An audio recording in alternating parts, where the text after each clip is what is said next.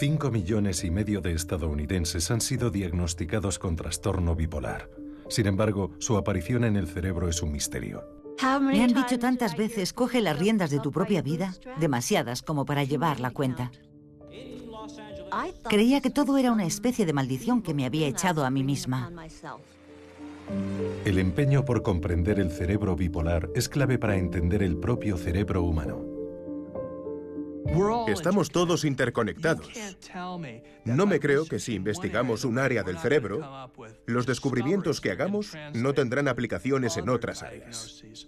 Utilizando las más recientes tecnologías para recabar información sobre el funcionamiento del cerebro, tenemos que poder integrar toda esa información para trazar un mapa que nos diga cómo encaja todo. Para entender en qué punto falla el cerebro bipolar, hemos de trazar un mapa, o mejor dicho, varios mapas del cerebro que cartografíen el viaje de vuelta de la enfermedad mental a la salud mental. Nos hemos propuesto viajar a la Luna a lo largo de esta década. Yo lo comparo con el viaje a la Luna. No porque sea fácil, sino porque es difícil. Para poder viajar al espacio exterior, hubo que poner a trabajar juntos a todos nuestros científicos en pos de un objetivo común. Ahora tenemos que viajar al espacio interior, descubrir el cerebro humano.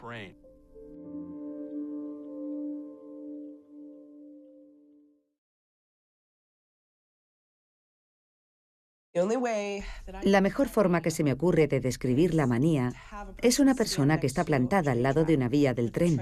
El tren pasa a toda velocidad y la persona cierra los ojos. Alguien que corre dentro de mi cabeza, haga lo que haga. Puedo dormir 2 o 3 horas y despertarme de golpe, lista para comerme el mundo, como si acabara de dormir 8 horas. Y eso sí he dormido. Tienes que comer porque no has comido en 3 días, pero eso supondría masticar y no puedes permitírtelo porque tienes cosas que hacer. Era autodestructivo, sobre todo si había bebido o me había drogado. Iba dándole dinero a la gente por la calle. ¿Cómo iba a estar yo loca? Pero si era la dueña del mundo. Los locos eran los demás. Yo me podía comprar coches y maletas de Gucci. Empecé a tener relaciones sexuales a diestro y siniestro. Me veía como una profetisa. Por ejemplo, cruzaba la calle sin mirar, porque ¿para qué va a mirar antes de cruzar un profeta? Y tenía alucinaciones acústicas en las que oía una risa constante. Llegué a un punto en el que pensaba que podía volar. Y no te das cuenta de a dónde te está llevando tu mente. Es lo que tiene perder la cabeza.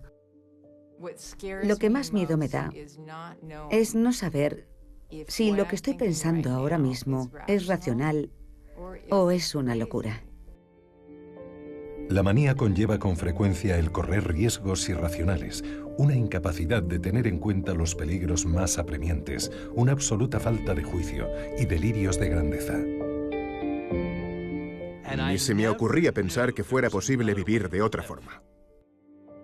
Si la manía se intensifica, puede producir psicosis y alucinaciones.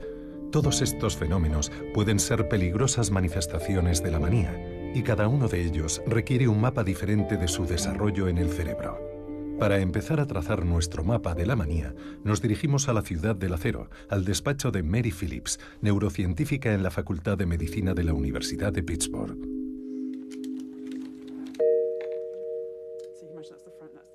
Estoy usando unas herramientas conocidas como tecnologías de neuroimaginería que nos permiten estudiar en vivo el funcionamiento y la estructura del cerebro humano en tiempo real.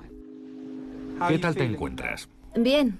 Estupendo, pues vamos a empezar el test de adivinar cartas. Phillips está tratando de cartografiar la manía y su arriesgado comportamiento de búsqueda de recompensas.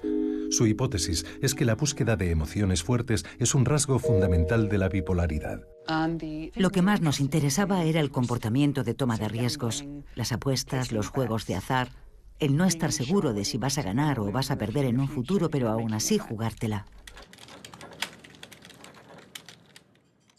Y nos consta que las personas con trastorno bipolar tienden a excitarse más en esas situaciones, tienden a correr más riesgos. Me dije, voy a ir al casino.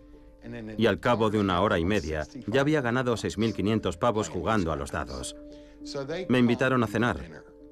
Había gente revoloteando a mi alrededor, mirando cómo jugaba. Era como en las películas. Les pedí que me cambiaran las fichas por otras de mayor valor. Me fui a cenar, volví al casino y me dije, voy a echar un par de partidas de blackjack. A los 5 minutos había perdido los $6.500. Eso sí que era deprimente. Así que volví a mi habitación del hotel y me puse un cinturón alrededor del cuello. Phillips cree que es capaz de cartografiar en el cerebro este tipo de búsqueda extrema de recompensas, activando los circuitos a través de un sencillo juego de cartas. Cuando están a la espera del resultado, ¿habré ganado un pastón? ¿Lo habré perdido? Hemos observado que las personas con trastorno bipolar experimentan un aumento anormal de la actividad en un área particular de la corteza prefrontal. Lo que ha descubierto Mary Phillips podría ser muy importante: el escurridizo biomarcador del trastorno bipolar. Un biomarcador es un análisis biológico. Pensemos en las enfermedades del corazón. Puede ser como el colesterol en sangre, por ejemplo. Los biomarcadores nos ayudarían en los diagnósticos a la hora de determinar si alguien tiene o no un trastorno bipolar. Hay biomarcadores que están basados en las imágenes, por ejemplo, las mamografías para detectar el cáncer de mama. Pero en psiquiatría hay que pensar más allá y recordar que en realidad los test cognitivos pueden ser una forma maravillosa de ayudarnos a deconstruir algunos de los síndromes actuales. De hecho, pueden servir para detectar un rasgo característico de la bipolaridad. Por ejemplo, la dificultad a la hora de regular los estados anímicos extremos. No es solo que esta gente se venga muy arriba, también se vienen muy abajo y les cuesta saltar de un estado al otro. No va a haber un solo factor. No va a ser como medir la tasa de algo en la sangre y eureka, ya tenemos diagnóstico. Va a ser una combinación de varios factores. Cuando trazamos el mapa de un episodio bipolar, por ejemplo, la toma de riesgos, podemos toparnos con una carretera cortada. Pero saber en qué punto se hallan estos cortes ayudará a diseñar tratamientos más efectivos que los ya existentes. Se echa en falta la aparición de un tratamiento fundamentalmente nuevo. Hace mucho tiempo que no vemos algo así en psiquiatría. Karl Deisseroth, de la Universidad de Stanford, es un neurocientífico de una nueva estirpe, mitad ingeniero y mitad psiquiatra. Cree que nos hemos rezagado en el camino a la sanación de la enfermedad mental. En mi opinión, la psiquiatría es la especialidad médica que más necesita del enfoque de la ingeniería. Al fin y al cabo, el cerebro es un dispositivo eléctrico increíblemente complejo y no cabe duda de que hacen falta ideas heterodoxas. Él es uno de los pioneros en una nueva herramienta para cartografiar el cerebro, cuyas posibilidades no parecen tener límites: la optogenética. La optogenética es la utilización de la luz para controlar ciertas partes del cerebro con gran precisión. Aunque la imagen por resonancia magnética funcional sigue siendo la herramienta más usada, existen otros enfoques igual de útiles. Deisseroth pretendía ofrecer una interpretación de los circuitos eléctricos del cerebro interviniendo en la actividad de las neuronas. La optogenética, que ya se ha probado en ratones, nos brinda la capacidad de cambiar lo que ocurre en el cerebro y de ver los efectos resultantes y los mecanismos del cambio. Todo lo que hace el cerebro se puede controlar, empezando por acciones tan sencillas como girar a la izquierda o a la derecha. Toqueteando el patrón de actividad adecuado de las neuronas adecuadas, podemos hacer que un ratón, por ejemplo, gire a un lado o al otro. El cerebro del ratón tiene una organización similar a la del ser humano, lo que lo convierte en un gran modelo para la optogenética. Deisseroth no solo puede controlar su movimiento, sino también su comportamiento. En este caso es capaz de reducir su ansiedad. Normalmente, si la ansiedad está presente en una situación de peligro, es porque es muy útil. Pero en un ser humano se puede volver patológica y producir mucho sufrimiento. Así es como funciona la optogenética. Pongamos que Deisseroth quiere cartografiar un problema que está presente tanto en la manía como en la depresión: la ansiedad. Las algas, esa papilla verde y viscosa, contienen un gen que transforma la luz en electricidad. Ese gen de las algas se inserta en el cerebro del ratón y se ilumina a través de su cráneo con una luz de fibra óptica. Como podemos ver en este experimento sobre la ansiedad, han soltado a un ratón en un laberinto. Un brazo del laberinto tiene unas paredes altas y el ratón se siente muy seguro porque no puede ver el suelo. El otro brazo no tiene paredes y cuando el ratón llega a esas zonas más despejadas del laberinto, puede ver el suelo y tiene un comportamiento ansioso. Los ratones son por naturaleza ansiosos. Prefieren permanecer en espacios cerrados donde se sienten seguros. Pero la cosa cambia cuando se dirige una luz de fibra óptica en el centro de la ansiedad del cerebro de un ratón modificado genéticamente. Cuando le da la luz, se abren los canales y las neuronas empiezan a activarse. Al controlar la luz, los patrones de actividad de la neurona modificada genéticamente cambian, reduciendo su ansiedad. El ratón ya no tiene miedo de explorar los demás brazos del laberinto, los que no tienen paredes. Cualquier cosa, desde la más sencilla hasta la más compleja, se puede controlar si desentrañamos sus circuitos neuronales y entendemos qué es lo que causa su comportamiento. Al iluminar las neuronas modificadas genéticamente, la optogenética nos permite modificar la actividad eléctrica del cerebro. Estudiando estos cambios, los investigadores pueden entender mejor los circuitos cerebrales, cartografiar nuevas carreteras causales y abrir nuevas posibilidades de intervención. Hace 10 años no podíamos hacer estas cosas. Hoy sí, porque podemos manipular los circuitos, así como monitorizarlos y medirlos. Miles de laboratorios ya usan esta técnica. Se han publicado artículos en todo el mundo y la gente le está encontrando aplicaciones que a mí ni se me habrían ocurrido.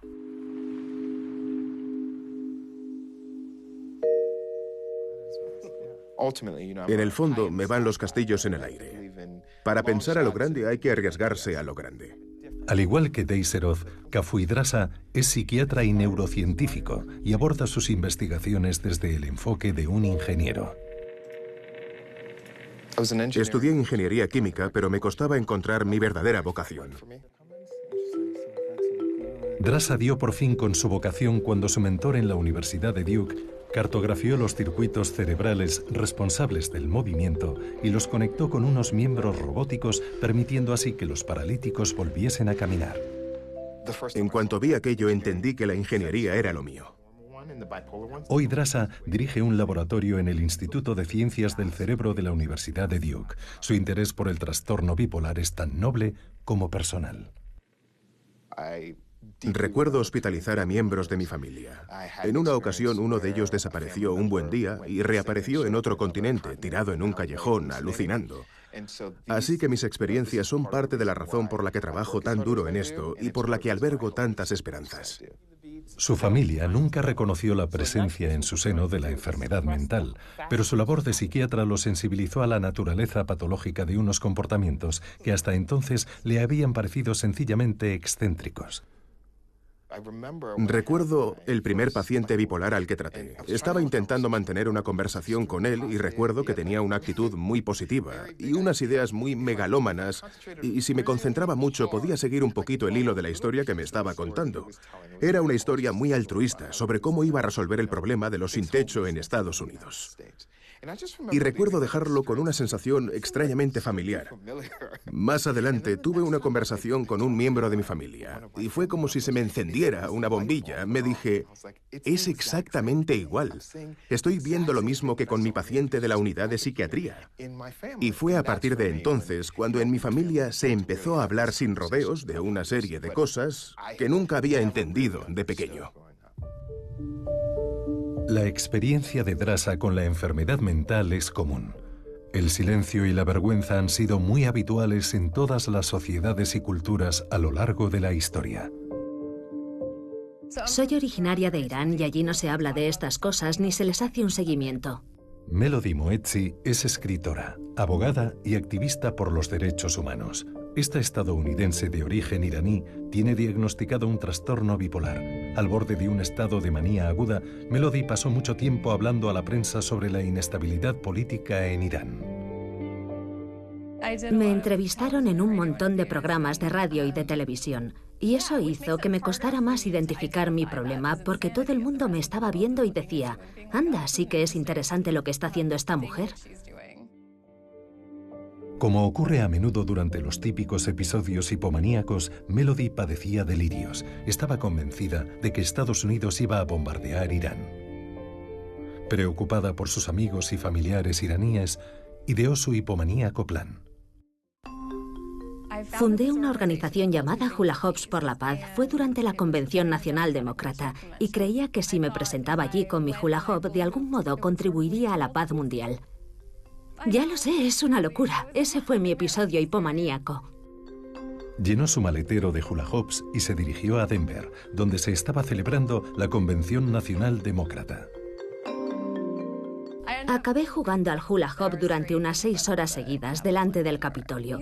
Lo suyo hubiera sido que la gente me dijera: oye, ¿eso que haces tiene toda la pinta de ser una conducta maníaca? Pero yo ni siquiera conocía la palabra, no me lo habían diagnosticado. La mayoría de la gente con trastorno bipolar puede estar entre 8 y 10 años sin que se le diagnostique debidamente. Yo tuve que esperar más de 10 años. Cuando por fin se diagnostica, se le suele recetar al paciente una medicación para estabilizar su estado anímico. A Melody le recetaron litio. Es lo que se conoce como el estándar oro de los tratamientos de la manía. Pero hasta el estándar oro no funciona bien más que en una tercera parte de los pacientes con trastorno bipolar. Estas medicaciones actúan en la totalidad del cerebro y eso puede tener unos efectos secundarios de lo más perturbadores. Drasa quiere recrear los efectos positivos del litio, pero con una acción más localizada. Un dispositivo eléctrico que estabiliza el estado de ánimo del paciente, pero sin los terribles efectos secundarios de algunos fármacos. Tras ser testigo del éxito de su mentor, Drasa sabía que iba a necesitar su propio mapa cerebral. El reto está en que en el comportamiento emocional se entrelazan toda clase de estados mentales, recuerdos, emociones, sentimientos, que están repartidos en diversas áreas del cerebro. En el trastorno bipolar, las señales eléctricas suelen ser confusas. Hay obstáculos que obstruyen las señales y esas señales han de ser redirigidas. ¿Podemos localizar los problemas? Es casi como cuando te hacen un electrocardiograma en el hospital para localizar un problema en tu ritmo cardíaco. Con la ayuda de la optogenética, Drasa ha creado un dispositivo para sortear esos obstáculos. Lo llama su impulsor de circuito cerrado. Este es el aspecto del dispositivo dentro de la cabeza de un animal. La idea es que se puede configurar. Y como solo actúa donde lo necesitamos, solo estimula el área que deseamos corregir. No hay que preocuparse de los efectos secundarios que suelen tener los medicamentos. Para poder crear este impulsor, necesitaba sujetos de prueba, en este caso ratones, a los que implantó genes de humanos con trastorno bipolar. Cuando les implantamos ese gen que hemos identificado en los seres humanos, empiezan a mostrar comportamientos que recuerdan a los que vemos en los humanos. Se insertan 64 sensores en el diminuto cerebro del ratón bipolar. Un ordenador monitorea las señales eléctricas que emite o dispara el cerebro en todo momento. 30.000 datos por segundo procedentes de los 64 cables. Y esa información se almacena en nuestro ordenador, donde la podemos analizar. Analizando esta actividad eléctrica, Drasa puede crear un mapa dinámico que le permite seguir el recorrido de cada pensamiento por el cerebro. El impulsor de circuito cerrado detecta cuando una señal se topa con un obstáculo en su ruta, descodifica esa señal y la reintroduce en el otro lado, sorteando así el obstáculo, de tal forma que la señal eléctrica puede ser leída correctamente en su destino. Leemos la información, la procesamos y volvemos a enviársela al cerebro. Drasa no cree que se deban implantar genes modificados y cables de fibra óptica en cerebros humanos, pero espera que el mapa que está desarrollando gracias a la optogenética y su impulsor de circuito cerrado tengan aplicaciones en otro tipo de tratamientos. Cuando se trata de curar a los pacientes y de ayudarles a recomponer su vida, lo que queremos es obtener resultados, limitando las intervenciones al mínimo indispensable. La ingeniería y la neurociencia están conduciendo a científicos como Deiserov y Drasa a terrenos inexplorados en la investigación bipolar. Pero las herramientas que han creado no se limitan a la manía. Para los que cabalgan el tigre de un episodio maníaco, puede ser igual de peligroso apearse de su montura y caer en una depresión. Tienen una espada de Damocles sobre su cabeza y tenemos que hacer algo más por ellos que lo que estamos haciendo.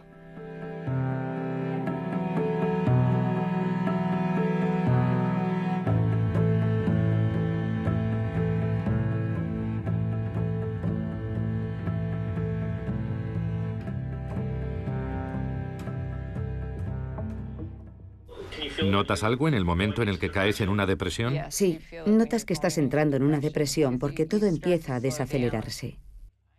Todavía me acuerdo de cuando llamaba a mi psiquiatra y me remitía a urgencias. Y recuerdo que mi primera reacción era pensar, ¿pero cómo va a ser esto una urgencia? Te resistes a creértelo. No puede ser que te esté volviendo a pasar. No te crees que Dios o la vida puedan ser tan crueles otra vez. Y recuerdo pensar, claro que es una urgencia. Es una urgencia. Solo conseguía arrastrarme fuera de la cama cuando no me quedaba otro remedio. Me sentía pastosa, confusa, incapaz de concentrarme. Te duelen las uñas. Te duele el pelo. Es la agonía más atroz que te puedas imaginar.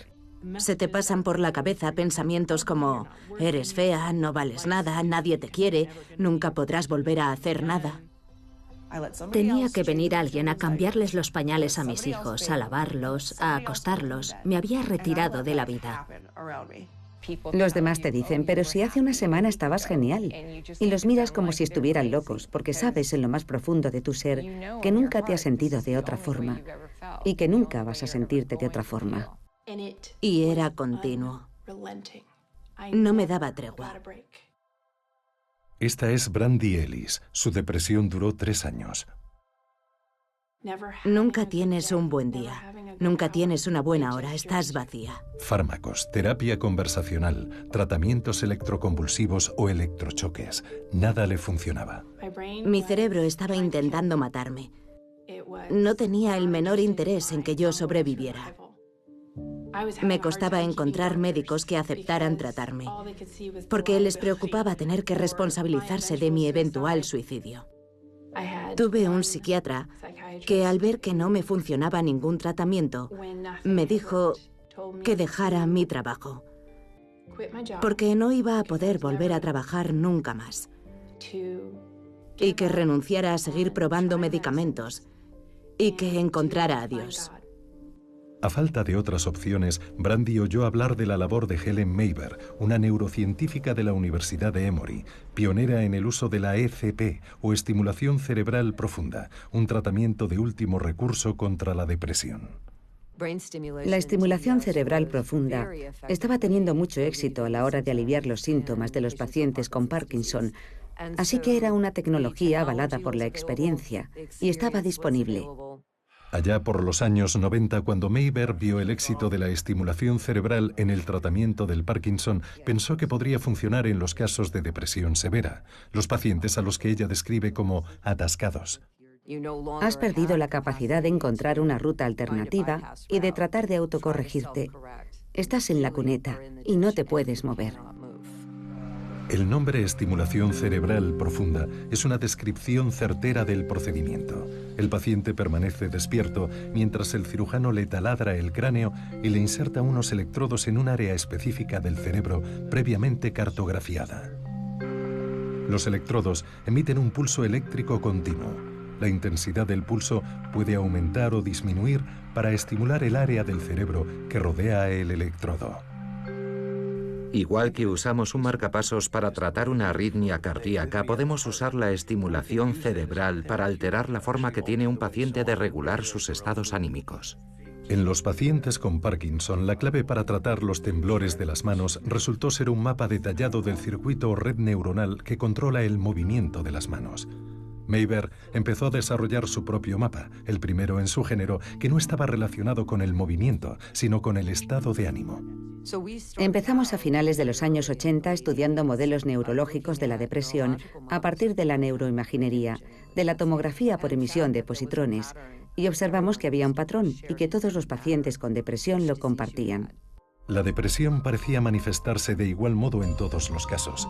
Mayber y su equipo descubrieron que una y otra vez estaban implicadas las mismas regiones del cerebro. Empezamos a trazar un mapa y pudimos ponernos a estudiar cómo se conectan entre ellas todas esas áreas particulares, valiéndonos de otras técnicas de imaginería que nos permitieron cartografiar la sustancia blanca. Los circuitos de la sustancia blanca son las rutas que conectan los diferentes distritos del cerebro. Pero ¿cuáles son las carreteras que controlan nuestro estado de ánimo? Conociéndolas, Mayber sabría dónde implantar los electrodos. Gracias a la imagen por resonancia magnética funcional, su equipo se estaba acercando a la meta. Entonces hicimos nuevos experimentos en el quirófano para cartografiar la sustancia blanca antes de implantar los electrodos. Y sabíamos exactamente dónde ponerlos. Cuando su mapa de la depresión tomó forma, Mayber tardó un año en encontrar a su primer voluntario. El día de la primera operación, ella y su equipo se hallaban al borde de lo desconocido. Porque, francamente, el primer experimento en el quirófano podía saldarse con un empeoramiento de los síntomas. Brandy fue la paciente número 29. Tenía unas dudas terribles, pero estaba desesperada. Cuando estás en la mesa de operaciones, te preguntas cómo has llegado a un punto en el que perforarte el cráneo te parece una buena idea.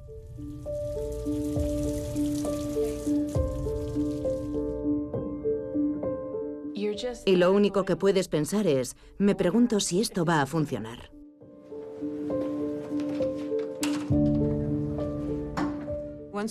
Cuando estuvimos listos e implantamos el primer electrodo, ya podía empezar la estimulación cerebral.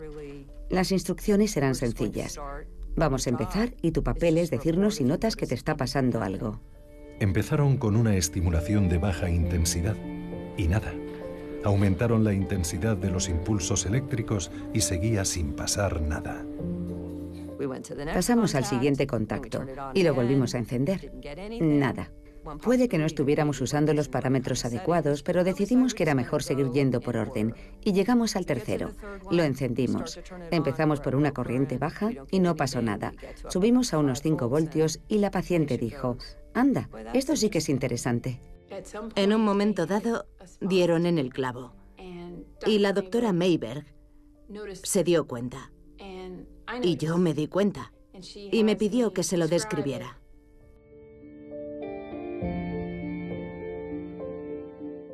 ¿Notas algo a nivel mental o son más bien cosas físicas? La verdad es que empecé a notar una especie de ligereza en mi estado de ánimo que acompañaba la sensación de ligereza física. Fue una transformación drástica, una remisión súbita de una depresión que durante años había arrojado a Brandy a un estado casi vegetativo. La felicidad le volvía a parecer una posibilidad viable. El éxito de la estimulación cerebral profunda ha aumentado nuestro conocimiento de la biología del cerebro. Los mapas que han creado son el legado de su labor. Unos mapas que han podido ser refinados con un detalle aún mayor con la ayuda de uno de los colegas de Mayber. Helen Mayber y yo somos muy amigos. Llevamos mucho tiempo hablando de todo esto. Y está muy claro que las ideas de la optogenética ya nos permiten ayudar a guiar cosas como la colocación de los electrodos. Funcione o no el experimento, lo verdaderamente importante es lo que nos enseña sobre el cableado que determina la regulación del estado de ánimo. 3 años más tarde, Brandy sigue sin padecer depresión. Los electrodos siguen implantados y los cables se me meten en el lóbulo frontal y se extienden hasta una conexión que tengo en el cuero cabelludo, que tiene unos cables que descienden por mi cuello hasta unas pilas que llevo implantadas debajo de la pared torácica. Hacer punto es lo que llamo una actividad pro-yo. La estimulación cerebral profunda quita el freno de mano que impedía al coche avanzar, pero ahora el paciente tiene que sentarse al volante. Esto no es como darle a un interruptor que te hace estar feliz de repente. Tu estilo de vida cambia, tu comportamiento cambia y sigues tomando tu medicación. Lo que pasa es que esas cosas empiezan a funcionar y eso es lo que hace que te sientas mejor. La estimulación cerebral profunda no me hace feliz, pero consigue hacerme sentir emociones apropiadas. Estoy feliz cuando me pasan cosas alegres y triste cuando me pasan cosas tristes. Me encanta tener las emociones apropiadas. Ha sido un cambio magnífico para Brandy, pero algunos piensan que este campo de investigación debería estar mucho más avanzado. Pensemos en la evolución de la tecnología móvil en los últimos 10 o 15 años. Evidentemente es una cosa asombrosa, pero uno no debe dejar de preguntarse qué ha pasado con la tecnología neuroquirúrgica en los últimos 20 años. Hay que propulsarla de una vez al siglo XXI.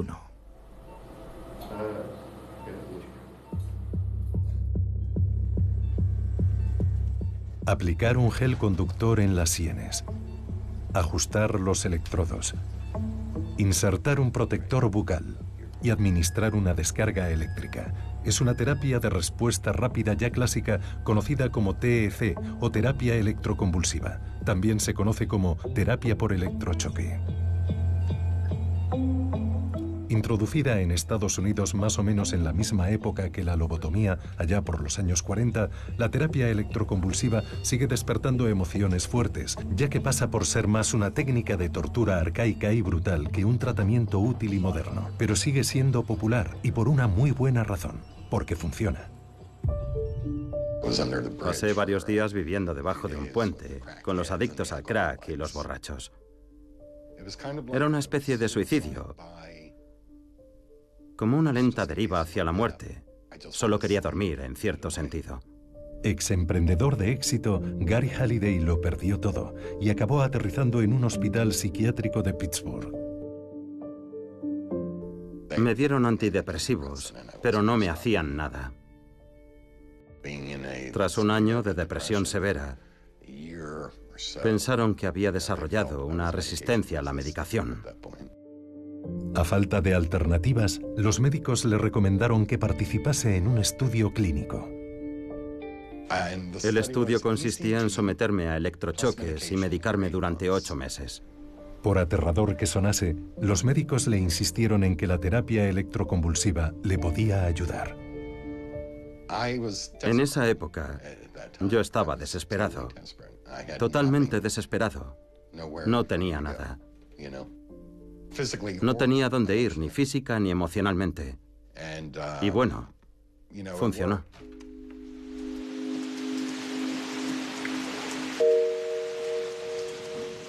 Por lo general me derivan a los pacientes cuando todo lo demás no ha funcionado. Esta catedrática de ciencias psiquiátricas y comportamentales en la Universidad de Duke, Sarah Lisanby, ha ahondado en nuestra comprensión de lo eficaz que puede ser la terapia electroconvulsiva. Esta terapia induce una remisión de los síntomas en hasta un 80% de los casos. Es muy eficaz y los pacientes con trastorno bipolar que padecen depresión severa reaccionan particularmente rápido a la terapia electroconvulsiva. Tanto esta terapia como la estimulación cerebral profunda se basan en la electricidad. La corriente eléctrica aplicada al cerebro cambia la forma que tienen las neuronas de conectarse entre ellas y hasta estimula el crecimiento de nuevas neuronas. El cerebro es capaz de recablearse rápidamente y en profundidad. Cada vez que aprendemos un nuevo idioma o aprendemos a tocar el violín, estamos cambiando el cableado de nuestro cerebro. Es un hecho comprobable, concreto. Se cree que la corriente eléctrica estimula la reorganización del cerebro, creando nuevos puentes y rampas de acceso en nuestro mapa, nuevas rutas que permiten sortear los atascos que puede producir la depresión.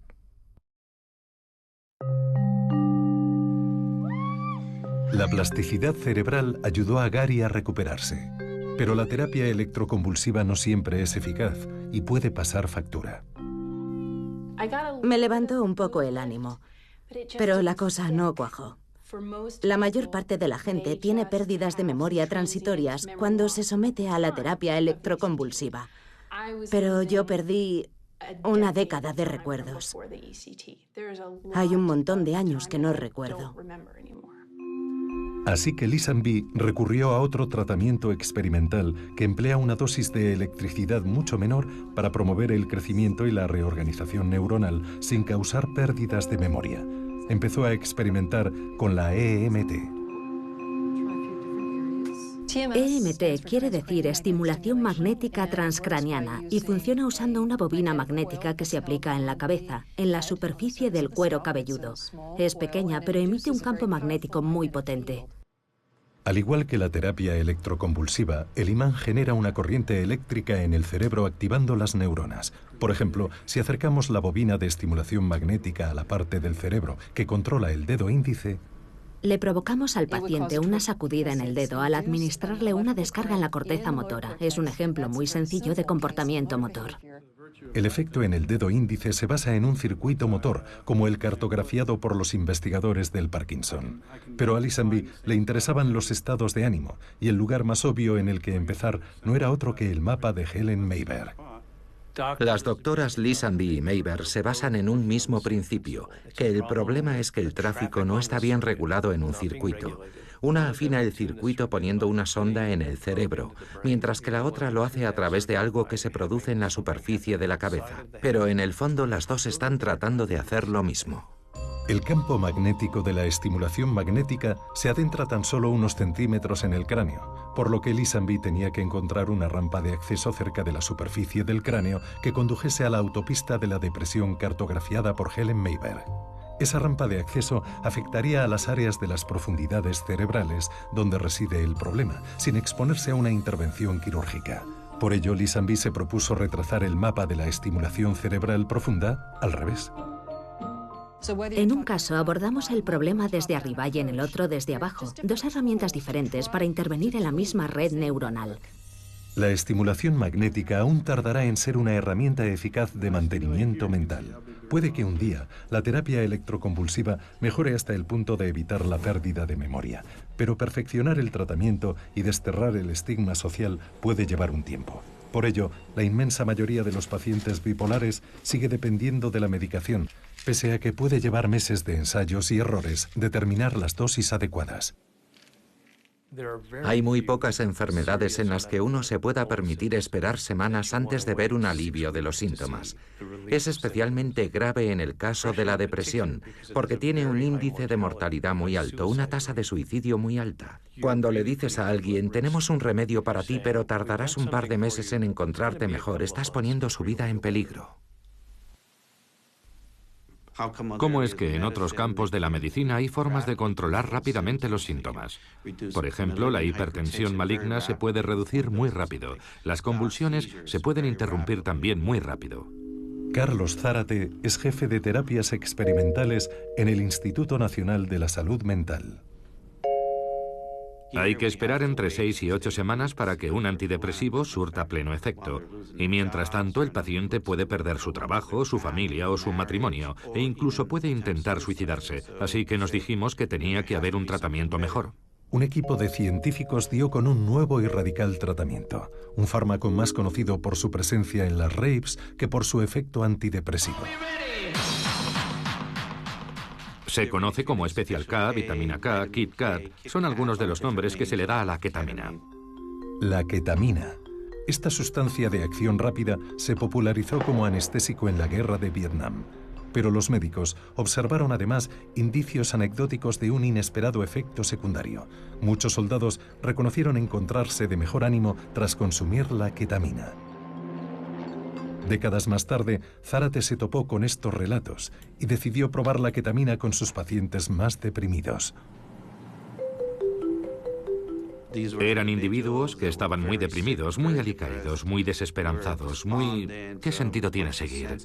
Presentaban todos esos síntomas. Era gente incapacitada funcionalmente que no podía conservar un empleo. Ya desde la primera dosis de ketamina, Zárate no daba crédito a los resultados.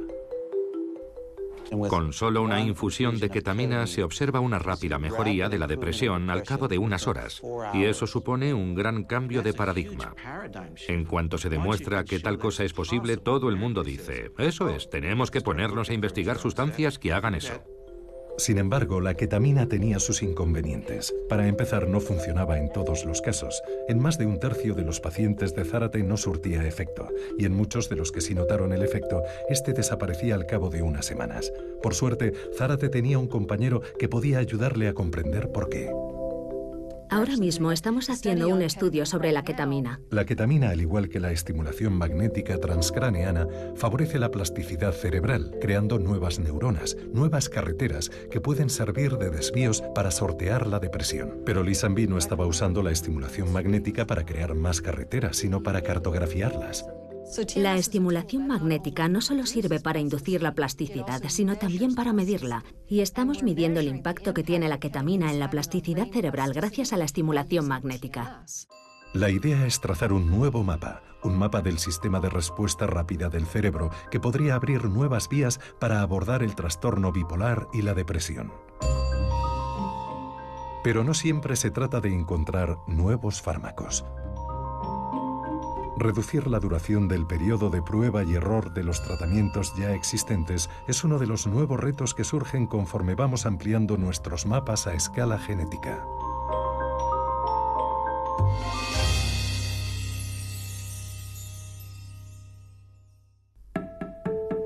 Mi padre sufría un trastorno maníaco depresivo. Mi madre padecía depresión severa y alcoholismo. Y mi padre sufría un terrible estrés postraumático. Toda mi vida he luchado con el miedo de acabar padeciendo una enfermedad mental, y mi mujer y yo nos enfrentamos al miedo de que un día nuestros hijos tengan esas enfermedades. A pesar de que el trastorno bipolar tiene un fuerte componente genético, a menudo no se aborda el tema en las familias. Pero una vez se ha diagnosticado a uno de ellos, cualquier excentricidad en el árbol genealógico cobra un nuevo significado. Teníamos un tío que nunca salía de su habitación y era una especie de ermitaño. Pero todo el mundo decía, son las cosas del tío de Jota. Todo el mundo sabe que nunca sale de su cuarto. Nadie decía, ¿pero qué le pasa al tío? ¿Nadie ha tenido nunca una conversación con él? ¿Nunca ha ido al hospital? Sabía que mi familia estaba trufada de casos de enfermedad mental, pero yo soy la única a la que le han diagnosticado trastorno bipolar. En los años 90, en plena euforia del genoma humano, los científicos esperaban no solo poder diagnosticar, sino erradicar enfermedades como el trastorno bipolar, identificando el gen culpable y reparándolo. Cuando yo empecé mi carrera, la genética molecular estaba dando sus primeros pasos como método para cartografiar los genes de las enfermedades. Era un periodo muy excitante. John Kelso es genetista en la Universidad de California en San Diego. De todas las enfermedades psiquiátricas, el trastorno bipolar parecía la más genética en aquel entonces. Y este es su colega Melvin McInnes, de la Universidad de Michigan. Muchos empezamos nuestra carrera estudiando la genética del trastorno bipolar, identificando familias que lo padecían y buscando los genes que lo causaban. Si existiera un gen del trastorno bipolar, ya lo habríamos identificado. Hoy los científicos creen que son varios los genes que contribuyen a la aparición del trastorno bipolar. Es la gran pregunta. ¿Cuántos genes? Por lo menos hay varias docenas, pero podrían ser cientos o miles incluso. Tener una lista de genes es genial, y es un gran avance, pero no es más que un punto de partida. Lo que de verdad nos interesa saber es cómo operan esos cambios genéticos a nivel celular. Así que los investigadores han empezado a agrupar los genes de riesgo en combinaciones de 3, 4 o incluso más para estudiarlos a nivel celular y así cartografiar el desarrollo de las neuronas bipolares. Nos preguntamos si las neuronas bipolares no tendrían un funcionamiento diferente del que tienen las células de un individuo sano. Para elaborar su estudio, los científicos del equipo de McInnes empezaron a tomar muestras de células de piel de unos voluntarios con y sin el trastorno, y a partir de ellas obtuvieron células madre. Esta es una muestra de un paciente con trastorno bipolar. Las células madre se pueden convertir en cualquier tipo de célula del cuerpo humano. En el laboratorio de McInnes, lo más habitual es que las células madre se acaben convirtiendo en neuronas. De esta forma, crean minicerebros que les permiten estudiar su desarrollo. ¿Los circuitos de las personas con el trastorno se forman durante la misma fase de desarrollo que en las personas sin el trastorno? ¿Producen los mismos tipos de circuitos o de células? ¿Estas células se comunican de la misma forma? Todas son incógnitas absolutas y es lo que estamos estudiando. Aparte de cartografiar su desarrollo básico, empezaron a cartografiar cómo estas neuronas derivadas a partir de células madre reaccionan a la medicación. Nos hemos centrado en el litio porque es el primer estabilizador del ánimo, el más antiguo y sigue siendo el tratamiento más eficaz para el trastorno bipolar, pero no sabemos por qué a algunos pacientes les funciona y a otros no. Aquí está el famoso litio. Tal y como hemos visto, el litio solo funciona más o menos en 1/3 de los pacientes con trastorno bipolar. Dar con la medicación adecuada y la dosis adecuada puede llevar meses y a veces años de prueba y error. Pero si cartografiamos el desarrollo neuronal basándonos en combinaciones de genes de riesgo, quizá obtengamos pistas sobre las combinaciones de genes de riesgo que se resisten o que reaccionan a la medicación. Es un buen ejemplo de cómo, encontrando un punto de apoyo en la biología, de pronto podemos pensar en tratamientos posibles para el problema más localizados. A partir de ahí, la complejidad tan solo va a más. Hacer un mapa neuronal en un laboratorio aséptico es un poco como hacer un mapa de carreteras de una urbanización cerrada, pasando por alto el caos de la vida o las colisiones con los elementos de nuestro entorno. Millones de interacciones diarias que desaparecen por completo de la ecuación. El hecho de que alguien tenga una vulnerabilidad genética al trastorno bipolar no quiere decir forzosamente que lo vaya a desarrollar. Siempre hay una interacción entre naturaleza y entorno. Hay muchos estudios que nos indican que las adversidades y el estrés a temprana edad entrañan un riesgo generalizado en muchas enfermedades psiquiátricas. La esperanza era que la genética pudiera aportar una solución al trastorno bipolar, un camino directo a la curación. En efecto, estamos tratando de comprender una multitud de condiciones que conducen a un mismo conjunto de síntomas. La lección parece ser que con solo un mapa no basta para alcanzar la salud mental. Al no tratarse de un único problema, nunca podrá haber una única solución.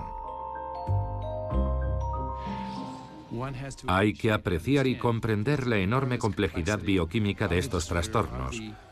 Básicamente, ahora mismo solo estamos rascando la superficie. Hemos visto los esfuerzos y los recursos movilizados en torno a la cartografía del cerebro.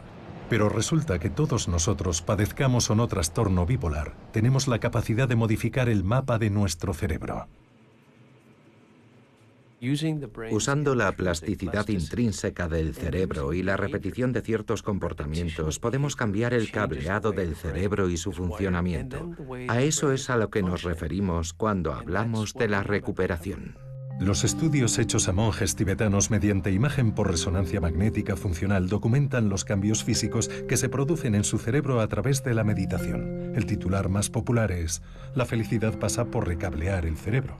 Los circuitos neuronales responsables de la resiliencia pueden ejercitarse a través de una forma de terapia que todos conocemos, la palabra. Cuando empecé mis prácticas de psiquiatría, creía que lo mejor que podíamos hacer por los pacientes era desarrollar un impulsor de circuito cerrado perfecto. Pero tras pasar un tiempo con terapeutas experimentados, descubrí que en algunos casos están igual de capacitados para recalibrar los sistemas cerebrales. Así que ahora creo firmemente en el poder de la terapia.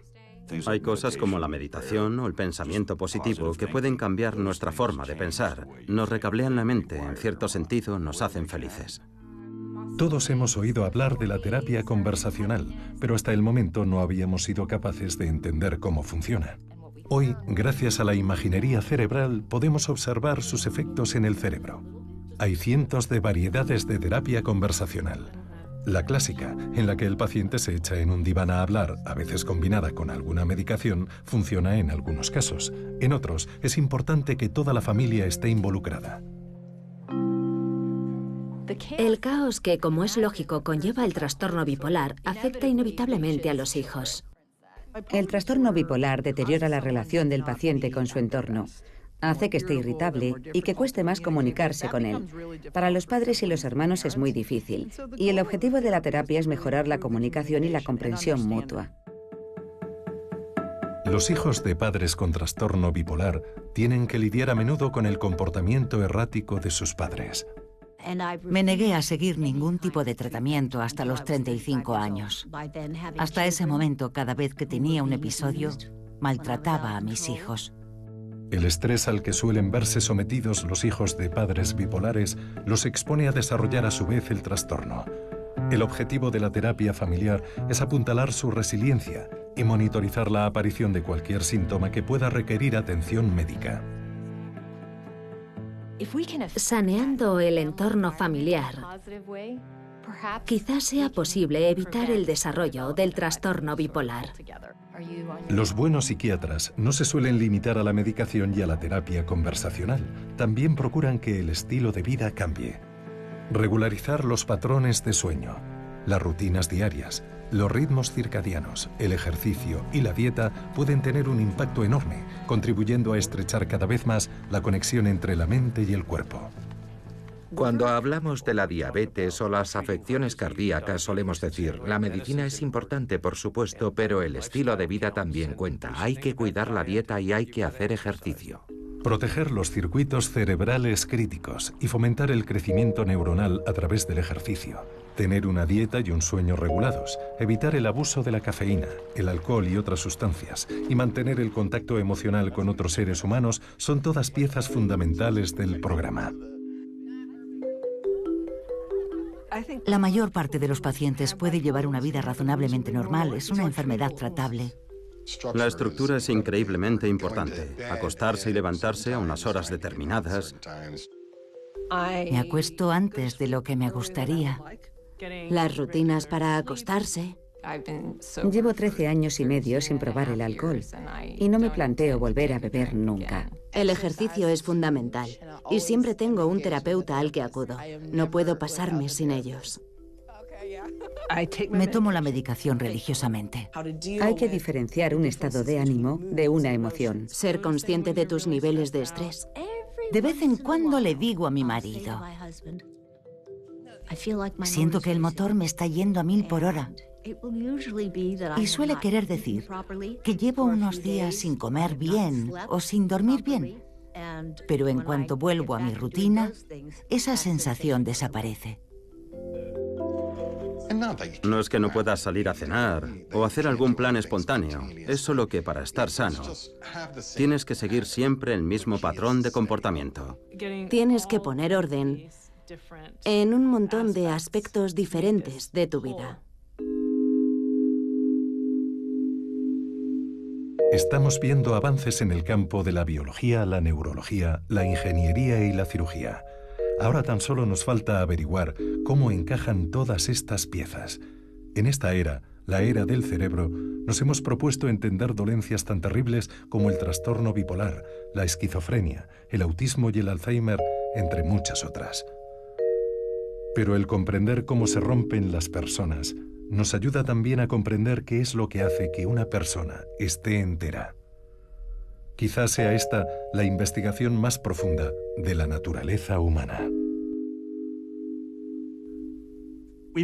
Siempre hemos querido contestar esas preguntas. ¿Qué es lo que hace de nosotros lo que somos? Hemos llegado hasta los confines del espacio exterior para tratar de entender de dónde venimos. Y sin embargo, todavía no entendemos los aspectos más elementales de lo que verdaderamente hace de nosotros lo que somos. Nuestro cerebro.